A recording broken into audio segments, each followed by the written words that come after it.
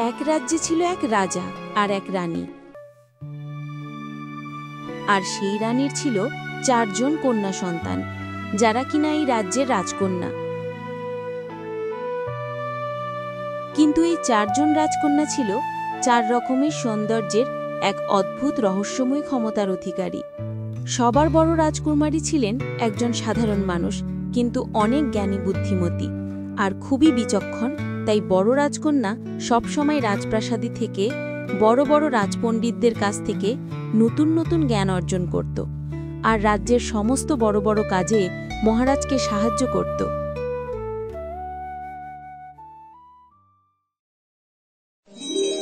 আর দ্বিতীয় রাজকন্যা ছিল এক অসাধারণ নাগিন। সে যে কোনো সময় মানুষ থেকে যে কোনো সাপে পরিণত হতে পারত আর শত্রুদের সাথে মোকাবেলা করতে পারত।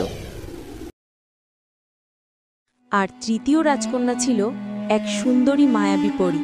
সে যখনই খুশি তখন তার পিঠে ডানা গজিয়ে তুলতে পারত, আর তার এই ডানার সাহায্যে আকাশে উড়ে বেড়াত, আর তার মিষ্টি সুরে গান গেয়ে প্রকৃতিকে সবসময় হাসি খুশি ও উজ্জ্বল করে রাখত।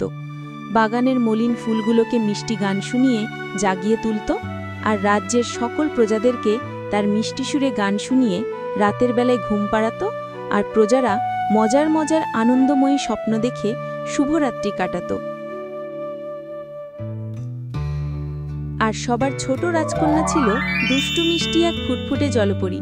সে যখন ইচ্ছে করে তখনই তার 2টি পাকে জলপরীর লেজে পরিণত করে ফেলতে পারত।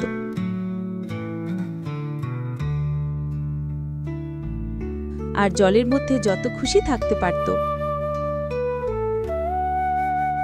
আর এই 4 রাজকন্যাদের মাঝে ছিল একে অপরের সাথে অনেক মিল, মায়া, স্নেহ, ভালোবাসা। তাই তাদের সামনে আসা সমস্ত বিপদাপদে তারা সবাই একসাথে মিলেমিশে মোকাবেলা করত। রাজকন্যাদের এই অদ্ভুত ক্ষমতাশক্তির কথা তাদের আশেপাশে থাকা ডাইনি ও জাদুকর সহ আরও অনেক দৈত্যদানবরা জেনে যায়। তারপর থেকে এই রাজ্যে শুরু হয় নতুন করে বিভিন্ন আক্রমণ। রাজকন্যারা কি পারবে তাদের রাজ্য আর অদ্ভুত ক্ষমতাশক্তি রক্ষা করতে?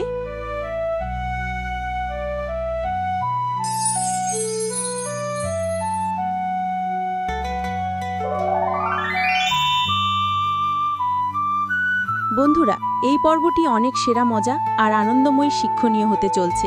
তোমরা যদি দেখতে চাও তাহলে এক্ষুনি লাইক, সাবস্ক্রাইব করে এই ভিডিওটি ফেসবুক সহ বিভিন্ন জায়গায় সবার কাছে শেয়ার করে দাও, যেন এই ভিডিওতে 100টি লাইক হয়। আমি এই ভিডিওতে মাত্র 100টি লাইক চাই। যত তাড়াতাড়ি হবে তত তাড়াতাড়ি সম্পূর্ণ ভিডিও চলে আসবে তোমাদের জন্য।